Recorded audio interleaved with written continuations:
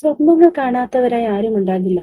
എന്നാൽ ചില സ്വപ്നങ്ങൾ നടന്നു കഴിഞ്ഞതോ നടക്കാനിരിക്കുന്നതോ ആയ സംഭവങ്ങളുടെ ഓർമ്മപ്പെടുത്തലായിരിക്കുമെന്ന് ചിലരുടെ അനുഭവങ്ങളിൽ നിന്ന് കണ്ടെത്തിയ വലിയൊരു സത്യമാണ്. ഇതും അത്തരത്തിലൊരു കഥയാണ്. ഒരാത്മാവ് തന്റെ മരണത്തിന്റെ നിഗൂഢതയെ മറ്റൊരാളുടെ സ്വപ്നത്തിലൂടെ പുറം ലോകത്തെ അറിയിച്ച ഒരു വിചിത്രമായ കഥ. ഒരുപാട് നിഗൂഢത നിറഞ്ഞു നിൽക്കുന്ന ആ സംഭവ കഥയിലൂടെ. Welcome back to my channel mystery busters.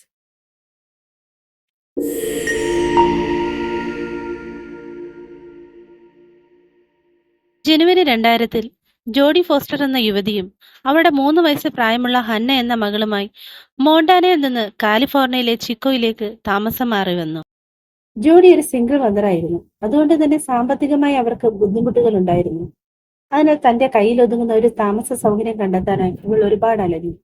ഒടുവിൽ പാർമാക് റോഡിലെ വാൾനട്ട് ഗാർഡൻസ് അപ്പാർട്ട്മെന്റിൽ വാടകയ്ക്ക് എന്നൊരു ബോർഡ് കണ്ടു. കുളവും പൂന്തോട്ടവും സൗഹൃദപരമായ ആൾക്കാരുമുള്ള അപ്പാർട്ട്മെന്റ് അവൾക്ക് നന്നായി ഇഷ്ടപ്പെട്ടു. അങ്ങനെ അപ്പാർട്ട്മെന്റ് വാടകയ്ക്കെടുക്കാൻ അവൾ തയ്യാറായി. ജനുവരി 31 ജോഡി തന്റെ മകളുമായി അപ്പാർട്ട്മെന്റിലേക്ക് താമസം മാറി. എന്നാൽ അപ്പാർട്ട്മെന്റിൽ പ്രവേശിച്ചപ്പോൾ അവൾക്ക് വല്ലാത്തൊരു നെഗറ്റീവ് എനർജി അനുഭവപ്പെട്ടു. മാത്രമല്ല അപ്പാർട്ട്മെന്റിലാകെ വല്ലാത്തൊരു കെമിക്കലിന്റെ മണവും നിറഞ്ഞു നിന്നിരുന്നു. അത് കാർപ്പറ്റ് ക്ലീനറിന്റെ മണമായിരുന്നു. പുതിയ വാടകക്കാർക്ക് വേണ്ടി അപ്പാർട്ട്മെന്റ് ക്ലീൻ ചെയ്യുന്നതിന്റെ ഭാഗമായിരിക്കാം ഈ മണമെന്ന് അവൾ കരുതി. കൂടാതെ അവിടേക്ക് പ്രവേശിച്ചപ്പോൾ മുതൽ ആര് തങ്ങളെ നിരീക്ഷിക്കുന്നത് പോലെയുള്ളൊരു തോന്നൽ അവൾക്കുണ്ടായി. എന്നാൽ ഇത്തരം ചിന്തകൾ തന്റെ മകളോടൊപ്പമുള്ള സന്തോഷവും സമാധാനവുപരമായ ജീവിതത്തെ ബാധിക്കുമെന്ന് മനസ്സിലാക്കിയ അവൾ ഈ ചിന്തകളെ മനഃപൂർവ്വം ഒഴിവാക്കാൻ നിർബന്ധിതയായി. പക്ഷെ തുടർന്നുള്ള ദിവസങ്ങളിൽ പല വിചിത്രമായ സംഭവങ്ങൾ അവിടെ സംഭവിക്കാൻ തുടങ്ങി. ഒരു ദിവസം ജോഡി ഹന്നയോടൊപ്പം പുറത്തു പോകാൻ തയ്യാറെടുക്കുമ്പോൾ ഹന്നയ്ക്കിടാനുള്ള പിങ്ക് ഷൂസ് തിരഞ്ഞപ്പോൾ അത് കണ്ടെത്താനായില്ല. സാധാരണ അവൾക്ക് എളുപ്പത്തിൽ ഇടാനായി അത് വാതിലിനടുത്തുള്ള ഷൂ റാക്കിൽ വെക്കുകയാണ് പതിവ്. എന്നാൽ അന്ന് എത്ര തിരഞ്ഞിട്ട് ഷൂസ് കണ്ടെത്തിയില്ല. ഒടുവിൽ ഹന്നയുടെ കിടപ്പുമുറിയിൽ നോക്കുമ്പോൾ അവളുടെ കട്ടിലിന് മുകളിലായി ഷൂസ് വെച്ചിരിക്കുന്നത് കണ്ടു. എന്തിനാണ് കട്ടിലിന് മുകളിൽ ഷൂസ് വെച്ചതെന്ന് ജോഡി ഹന്നയോട് ചോദിച്ചു. എന്നാൽ താനല്ല അത് ചെയ്തെന്ന് അവൾ സത്യം ചെയ്ത് പറഞ്ഞു. എന്നാൽ അതൊരു കുട്ടിക്കളിയായിരിക്കുമെന്ന് കരുതി ജോഡി ആ സംഭവത്തെ തള്ളിക്കളഞ്ഞു. പക്ഷെ തുടർന്നും ഇതുപോലെ തന്നെ പലതവണ ആവർത്തിച്ചു. ഇതവളെ വല്ലാതെ ആശയക്കുഴപ്പത്തിലാക്കി. ഇതുപോലെ പല സാധനങ്ങളും അപ്പാർട്ട്മെന്റിന്റെ പല സ്ഥലത്ത് മാറുന്നതായി അവൾ ശ്രദ്ധിച്ചു. അവൾക്ക് വല്ലാതെ ഭ്രാന്ത് പിടിക്കുന്നത് പോലെ തോന്നി. ഈ കാര്യങ്ങൾ അവളെ വല്ലാതെ ഭയപ്പെടുത്താനും തുടങ്ങി. കൂടാതെ രാത്രിയിൽ ഉറങ്ങാൻ കിടന്ന ജോഡി വിചിത്രമായ സ്വപ്നങ്ങൾ കാണുന്നത് പതിവായി.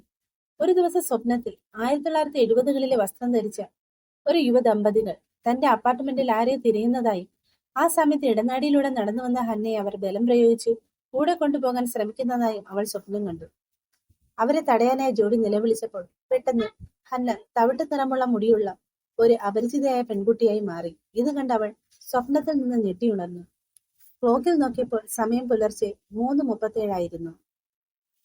ഒരു ദിവസം അവൾ കണ്ട സ്വപ്നത്തിൽ ആ പഴയ പെൺകുട്ടി തെരുവിലൂടെ ഒറ്റയ്ക്ക് നടന്നു പോകുന്നത് കണ്ടു.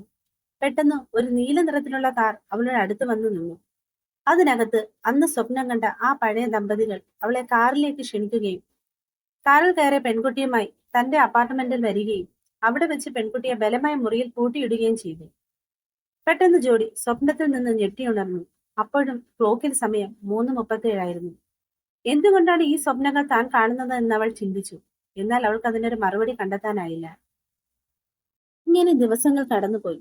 ഒരു ദിവസം പ്രഭാത ഭക്ഷണം തയ്യാറാക്കുമ്പോൾ ഹന്ന ആരോടോ സംസാരിക്കുന്നത് അവൾ ശ്രദ്ധിച്ചു. ആരോടാണ് സംസാരിക്കുന്നതെന്ന് ഹന്നയോട് ചോദിച്ചപ്പോൾ ആ പെൺകുട്ടി അവിടെയുണ്ടമ്മ എന്നവൾ മറുപടി നൽകി.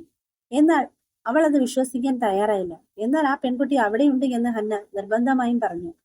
മാത്രമല്ല ആ പെൺകുട്ടി വെളുത്ത ഷർട്ടാണ് ധരിച്ചിരുന്നതെന്നും അവൾ തന്റെ അമ്മയോട് പറഞ്ഞു. എന്നാൽ അവിടേക്ക് നോക്കിയ ജോഡിക്ക് ആരെയും കാണാൻ കഴിഞ്ഞില്ല. ഒരിക്കൽ ഹന്ന താൻ കാണുന്ന പെൺകുട്ടിയുടെ ചിത്രം വരയ്ക്കുകയുണ്ടായി.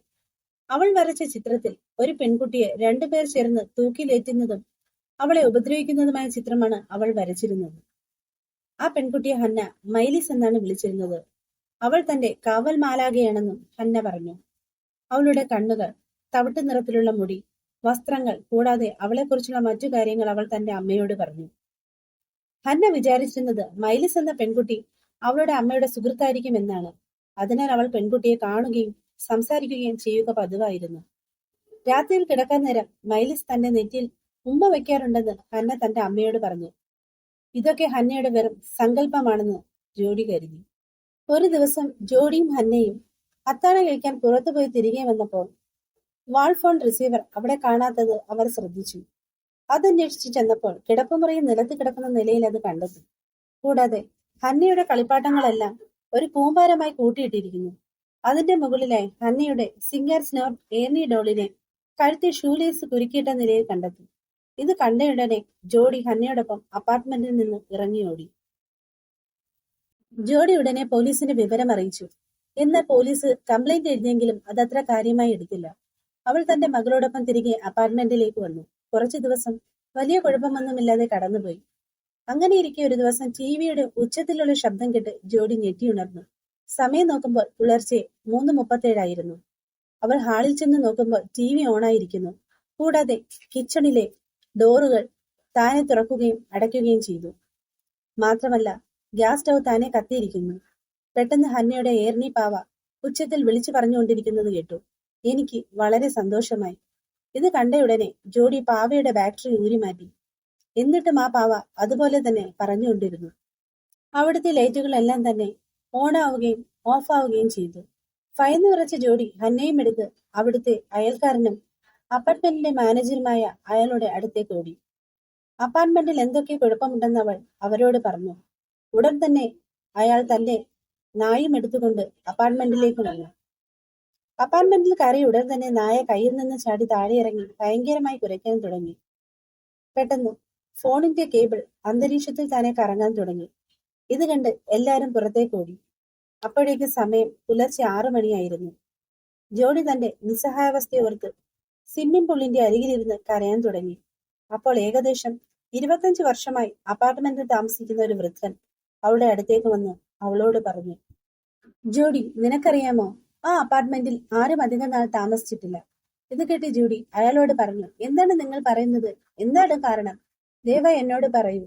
ഇത് കേട്ട് വൃദ്ധൻ പറഞ്ഞത്, വർഷങ്ങൾക്ക് മുമ്പ് ആ അപ്പാർട്ട്മെന്റിൽ ഒരു പെൺകുട്ടി താമസിച്ചിരുന്നു. പക്ഷേ അയാൾക്ക് അവളുടെ പേര് ഓർമ്മയില്ലായിരുന്നു. അവളെ ഒരിക്കൽ കാണാതായി. അവൾക്ക് എന്ത് സംഭവിച്ചെന്നും ആർക്കും അറിയില്ല. ഇതെല്ലാം കേട്ട് ജോഡി തിരികെ തന്റെ അപ്പാർട്ട്മെന്റിലേക്ക് പോയി. കാലക്രമേണ ജോഡിയുടെ സ്വപ്നങ്ങൾ കൂടുതൽ വിചിത്രമായി മാറാൻ തുടങ്ങി.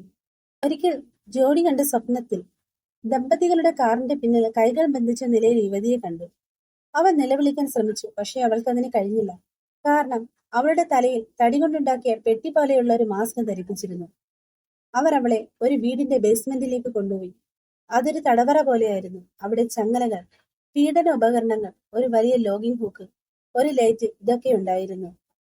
അവർ ആ പെൺകുട്ടിയെ ലോഗിംഗ് ഹൂക്കിൽ കൈകൾ ബന്ധിച്ച് തൂക്കിയിട്ടു. എന്നിട്ട് അവളെ ഉപദ്രവിക്കുകയും അവളുടെ വയറ്റ് തുരുതുരെ വെടിവെക്കുകയും ചെയ്തതായി കണ്ട ജോഡി സ്വപ്നത്തിൽ നിന്ന് ഞെട്ടിയുണർന്നു.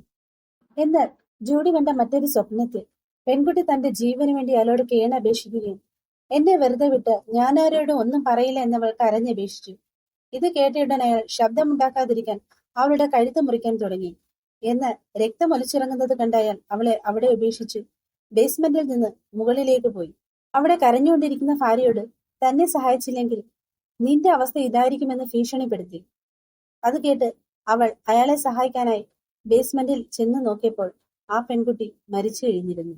ഉടൻ തന്നെ അവർ പെൺകുട്ടിയുടെ ശരീരം ഒരു പുതപ്പിൽ പൊതിഞ്ഞ് അവരുടെ കാറിന്റെ പിൻഭാഗത്ത് വെക്കുകയും അതിനുശേഷം A70 എന്ന് എഴുതിയ ബോർഡുള്ള ഒരു മൺപാതയിലൂടെ അവർ വണ്ടി ഓടിച്ചു. കുറെ ദൂരം ചെന്നപ്പോൾ അയാൾ ആ കാറിൽ നിന്ന് പുറത്തിറങ്ങി ആ പെൺകുട്ടിയുടെ മൃതദേഹം ആഴം കുറഞ്ഞ കുഴിമാടത്തിൽ ഇട്ടു മൂടി. ഇത് കണ്ട് പേടിച്ചരണ്ട ജോഡി സ്വപ്നത്തിൽ നിന്ന് ഞെട്ടിയുണർന്നു.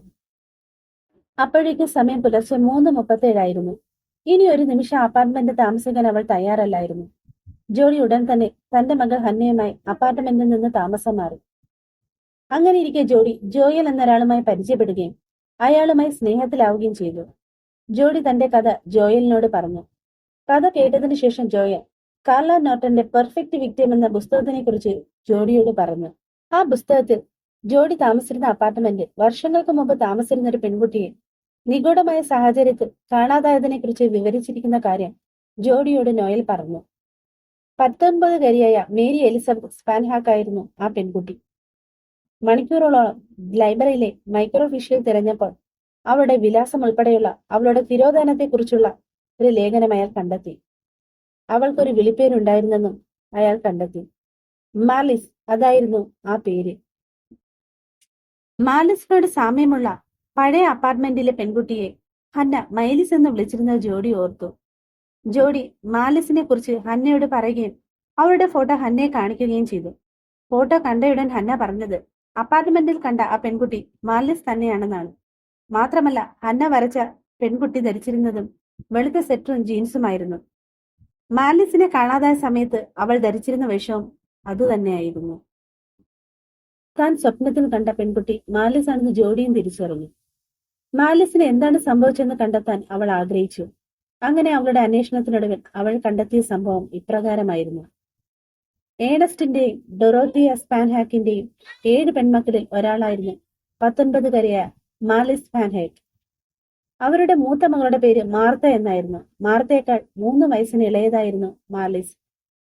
സംഗീതത്തിലും നൃത്തത്തിലും താല്പര്യമുള്ളയാളായിരുന്നു മാലിസ്. 1975 ഒരുമിച്ച് ജോലി ചെയ്യുന്നതിനിടയിലാണ് മാലിസ് ജോൺ ബരൂത്തിനെ കണ്ടുമുട്ടുന്നത്. കാലിഫോർണിയയിൽ നിന്നുള്ള ജോണിന് അവളേക്കാൾ 6 വയസ്സ് കൂടുതലായിരുന്നു. മാലിസും ജോണും തമ്മിൽ പ്രണയത്തിലായി. ആ ഡിസംബറിൽ ചിക്കാ സ്റ്റേറ്റ് യൂണിവേഴ്സിറ്റിയിൽ ചേരുന്നതിനായി കാലിഫോർണിയയിലേക്ക് മടങ്ങാൻ അവൻ തയ്യാറായി. തന്നോടൊപ്പം വരാൻ അവൻ അവളോട് ആവശ്യപ്പെട്ടു. ഒരു അഭിനേത്രിയാവുക എന്നായിരുന്നു അവളുടെ ആഗ്രഹം. അതിനുള്ള അവസരമായി കണ്ട് അവൾ അവനോടൊപ്പം പോകാൻ തയ്യാറായി. അങ്ങനെ മാലിസും ജോണും കാലിഫോർണിയയിലെ ചിക്കോയിലുള്ള വാൾനട്ട് ഗാർഡൻ അപ്പാർട്ട്മെന്റിലേക്ക് താമസം മാറി. അധികം താമസിയാതെ ഒരു പ്രാദേശിക ക്യാമറ ഷോപ്പിൽ മോഡലായി അവൾക്ക് പാർട്ട് ടൈം ജോലി ലഭിച്ചു. അവൾ തന്റെ സഹോദരി മാർത്തയ്ക്ക് കത്തെഴുതുമായിരുന്നു. മാർലിസും ജോണും തമ്മിൽ പ്രശ്നങ്ങൾ ഉണ്ടായിരുന്നു എന്ന് മാർത്ത വിശ്വസിച്ചിരുന്നു. 1976 ഏപ്രിലിൽ താൻ വീട്ടിലേക്ക് മടങ്ങുന്നുവെന്നും തിരിച്ചെത്തിയാൽ കോളേജിൽ ചേരാൻ പദ്ധതി ഇട്ടിട്ടുണ്ടെന്നും അവൾ മാർത്തയോട് പറഞ്ഞു. പക്ഷെ അവൾ വീട്ടിൽ വന്നില്ല. 1976 ജനുവരി 31 ശനിയാഴ്ച മാർലിസും ജോണും ചിക്കോയിലെ ഈഗിൾസ് ഹാളിലും ഈസ്റ്റ് 20-ലെ മാൽബറി സ്ട്രീറ്റിലും ഒരു ഫ്ലീ മാർക്കറ്റിലും പോയി. അവിടെ വെച്ച് അവർ തമ്മിൽ തർക്കമായി. അവനോടൊപ്പം സവാരി ചെയ്യുന്നതിന് പകരം 4 മൈൽ നടക്കാൻ അവൾ തീരുമാനിച്ചു.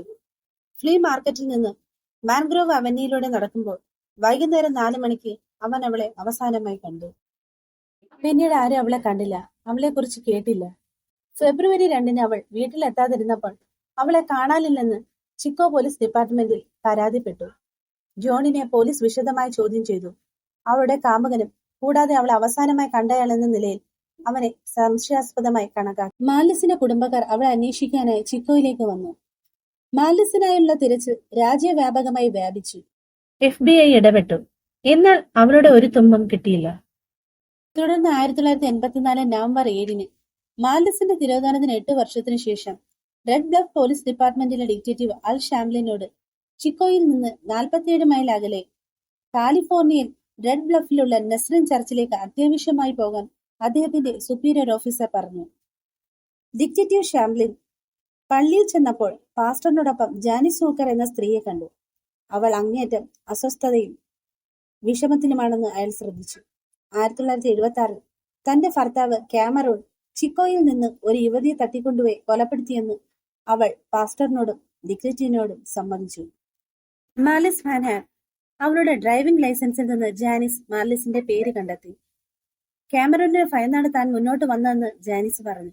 വർഷങ്ങൾക്ക് മുമ്പ് നടന്ന സംഭവത്തിന്റെ പേരിൽ തനിക്ക് ഒരുപാട് കുറ്റബോധം ഉണ്ടായിരുന്നു എന്ന് അവർ പറഞ്ഞു. ഡിറ്റക്റ്റീവ് ജാനിസിനെ വിശദമായ അഭിമുഖം നടത്തി. അവൾ തന്റെ ഭർത്താവിന് അടിമത്തം, അക്രമം, പീഡനം എന്നിവയിൽ താല്പര്യമുള്ളയാളാണെന്ന് പറഞ്ഞു. അയാൾ അവളെ വല്ലാതെ ഉപദ്രവിക്കുമായിരുന്നെന്ന് അവൾ പറഞ്ഞു. കൂടാതെ അയാൾ ഒരു സൈക്കോ ആയിരുന്നെന്ന് അവൾ വെളിപ്പെടുത്തി. അങ്ങനെ 1976 ജനുവരി 31-ന് ചിക്കോയിലുള്ള ഒരു ഷോപ്പിംഗ് യാത്രക്കിടെ ഏകദേശം 4 മണിക്ക് മാൻഗ്രോവ് അവനിലൂടെ നടന്നു പോകുന്ന മാലിസിനെ ജാനിസും കാമറോണും കാണാനിടയായി. കാമറോൺ മാലിസിനെ ഒരു സവാരി വാഗ്ദാനം ചെയ്തു. ജാനിസ് അവന്റെ ഒപ്പമുള്ളതിനാൽ സവാരി സുരക്ഷിതമാണെന്ന് അവൾ കരുതി. അങ്ങനെ അവൾ അവരുടെ കാറിൽ കയറി. മാലിസിന്റെ അപ്പാർട്ട്മെന്റിന് സമീപമുള്ള ഒരു കവലയിൽ നിർത്തി. മാലിസ് കാറിൽ നിന്ന് ഇറങ്ങാൻ തുടങ്ങിയപ്പോൾ കാമറോൺ അവളുടെ കൈത്തണ്ടയിൽ പിടിച്ച് അവളുടെ കഴുത്തിൽ ഒരു കത്തി വെച്ച് അവളെ തിരികെ കാറിലേക്ക് വലിച്ചിട്ടു. അവൻ അവളുടെ തലയ്ക്ക് മുകളിൽ ഒരു ഹെഡ് ബോക്സ് വെച്ചു. 20 പൗണ്ട് ഭാരമുള്ള പെട്ടി മരവും സ്റ്റൈറോഫോമും കൊണ്ടാണ് നിർമ്മിച്ചിരുന്നത്. അത് അവളുടെ തല മുഴുവനും മൂടി. കാമറോണും ജാനിസും ഹൈവേ 99-ലൂടെ വടക്കോട്ട് 40 മൈൽ അകലെ റെഡ് ബ്ലഫിലെ ഓക്ക് സ്ട്രീറ്റിലുള്ള അവരുടെ വീട്ടിലേക്ക് പോയി. കാമറോൺ പുറത്തിറങ്ങി ഗ്യാരേജിന്റെ വാതിൽ തുറന്ന് കാർ അതിനകത്തേക്ക് കയറ്റി. ഗ്യാരേജ് അടച്ചു. എന്നിട്ട് അവളുടെ തലയിൽ നിന്ന് ഹെഡ് ബോക്സ് നീക്കം ചെയ്തു. കൂടാതെ ബഹളം വയ്ക്കാതിരിക്കാൻ മാലിസിന്റെ മുഖത്ത് സ്റ്റാർട്ടിംഗ് ഫ്ലൂയിഡ് സ്പ്രേ ചെയ്തു. അവൾ പെട്ടെന്ന് ബോധരഹിതയായി. ക്യാമറോണും ജാനിസും മാർലിസിനെ ബേസ്മെന്റിലേക്ക് കൊണ്ടുപോയി. അവളെ അവിടുത്തെ ലോഗിംഗ് ഹൂക്കിൽ കെട്ടിത്തൂക്കിയിട്ടു. അവൾക്ക് ബോധം വന്നപ്പോൾ തന്നെ തുറന്നുവിടാൻ അവൾ അവരോട് അപേക്ഷിച്ചു. തന്നെ തുറന്നുവിട്ടാൽ ആരോടും ഒന്നും പറയില്ലെന്ന് അവൾ അവരോട് കേണപേക്ഷിച്ചു. അവൾ നിലവിളിക്കാതിരിക്കാൻ അവൻ അവളുടെ വോക്കൽ കോഡ് മുറിക്കാൻ തയ്യാറായി. എന്നാൽ വോക്കൽ കോഡ് മുറിക്കാൻ തുടങ്ങിയപ്പോൾ അവൾക്ക് അമിതമായ രക്തസ്രാവമുണ്ടായി. ഇത് കണ്ട് വിഭ്രാന്തിലായ അവൻ അവളെ അവിടെയിട്ട് ക്രൂരമായി ഉപദ്രവിക്കാൻ തുടങ്ങി. ഒടുവിൽ പെല്ലറ്റ് തോക്ക് ഉപയോഗിച്ച് യുവതിയുടെ വയറ്റിൽ 2 തവണ വെടിവെച്ചു. കുറച്ചു സമയത്തിന് ശേഷം ജാനിസ് ബേസ്മെന്റിൽ വന്ന് നോക്കുമ്പോൾ മാർലിസ് മരിച്ചു കഴിഞ്ഞിരുന്നു. പുലർച്ചെ 2 മണിയോടെ ജാനിസും ക്യാമറോണും മാർലിസിന്റെ മൃതദേഹം ഒരു പുതപ്പിൽ പൊതിഞ്ഞ് അവരുടെ കാറിന്റെ ഡിക്കിയിൽ വെച്ച് ഇന്റർസ്റ്റേറ്റ് 5 30 മൈൽ വടക്കോട്ട് റെഡിങ്ങിലേക്ക് പോയി. തുടർന്ന് ഹൈവേ 44 കിഴക്കോട്ട് ലാസൻ പാർക്ക് ലക്ഷ്യമാക്കി കാർ ഓടിച്ചു. അവർ മൺപാതയിലേക്ക് തിരിഞ്ഞ് അവിടെ ക്യാമറോൺ കാർ നിർത്തി. പുറത്തിറങ്ങി 3 അടി താഴ്ചയുള്ള ഒരു കുഴിയുണ്ടാക്കി മാർലിസിന്റെ മൃതദേഹം ജാനിസിന്റെ സഹായത്തോടെ ആ കുഴിയിലിട്ട് മൂടി. അതിനുശേഷം അവൻ അവളുടെ വസ്ത്രങ്ങളും സാധനങ്ങളും മറ്റൊരു കുഴിയിലിട്ട് കത്തിച്ചു. അവൻ സൂക്ഷിച്ചു വെച്ചത് അവളുടെ വാച്ച് മാത്രമാണ്. അത് പിന്നീട് നശിപ്പിക്കപ്പെട്ടു. ഡിറ്റക്റ്റീവ് ഷാമിലുമായുള്ള അഭിമുഖത്തിൽ മറ്റൊരു ഇരയായ പോളിൻസ്റ്റനെ തട്ടിക്കൊണ്ടുപോയതിനെ കുറിച്ചും ജാനിസ് ഡിറ്റക്റ്റീവിനോട് പറഞ്ഞു. എന്നാൽ അവളെ 7 വർഷത്തോളം ക്യാമറോൺ തടവിൽ സൂക്ഷിച്ചിരുന്നു. ഒടുവിൽ അവൾ അവന്റെ തടവിൽ നിന്ന് രക്ഷപ്പെട്ടു. 6 വർഷത്തിനു ശേഷം ക്യാമറോണിനെതിരെ പോലീസിന് അവൾ മൊഴി നൽകുകയും ചെയ്തു. പോളിനെതിരെയുള്ള പീഡനം തെളിഞ്ഞെങ്കിലും മാർലിസിന്റെ കൊലപാതകം തെളിയിക്കാൻ കഴിഞ്ഞില്ല. പോളിന്റെ കേസിൽ അയാൾക്ക് 104 വർഷം തടവിന് ശിക്ഷിച്ചു. പോളിന്റെ കേസ് അവസാനിച്ചപ്പോൾ മാർലിസിന്റെ കേസ് ആരംഭിച്ചെങ്കിലും അവളുടെ മൃതദേഹം കണ്ടെത്താൻ പോലീസിന് കഴിഞ്ഞില്ല. അതിനാൽ കേസ് അൺവോൾഡ് കേസ് ഫയലായി മുദ്ര കുത്തപ്പെട്ടു. എന്നാൽ 2008 ജോഡി ഇൻവെസ്റ്റിഗേറ്റർ ഓഫീസറിനെ കാണുകയും താൻ മാർലിസിന്റെ അപ്പാർട്ട്മെന്റിലാണ് താമസിച്ചിരുന്നെന്നും അവിടെ വെച്ച് തനിക്കുണ്ട അനുഭവത്തെക്കുറിച്ച് അയാളോട് പറഞ്ഞു. എന്നാൽ ജോഡി സ്വപ്നത്തിൽ കണ്ട കാര്യങ്ങളെല്ലാം തന്നെ സത്യമാണെന്ന് ഓഫീസർ സ്ഥിരീകരിച്ചു. പക്ഷേ എത്ര അന്വേഷിച്ചിട്ടും മാർലിസിന്റെ മൃതദേഹാവശിഷ്ടങ്ങൾ പോലീസിന് കണ്ടെത്താനായില്ല. മാർലിസിന്റെ ആത്മാവിന് ശാന്തി കിട്ടാത്തതിനാലാണ് ജോഡിയുടെ സ്വപ്നങ്ങളിൽ അവൾ വന്നെന്ന് ജോഡി ഇന്നും വിശ്വസിക്കുന്നു. മാർലിസിന്റെ സഹോദരിയായ മാർത്ത പറയുന്നത്, പോളിനോട് ചെയ്തതിന് ക്യാമറോൺ ജയിലിൽ പോയി. എന്നാൽ മാർലിസ് ഇപ്പോഴും അവിടെ നീതിക്കായി കാത്തിരിക്കുകയാണ്. മാർത്തയുടെ വാക്കുകൾ സത്യം തന്നെയാണ്. ക്രൂരമായി കൊല ചെയ്യപ്പെട്ട ആ പാവം പെൺകുട്ടിയുടെ ആത്മാവ് ഇന്നും നീതിക്കായി ആ അപ്പാർട്ട്മെന്റിൽ തന്റെ കാത്തിരിപ്പ് തുടരുന്നു.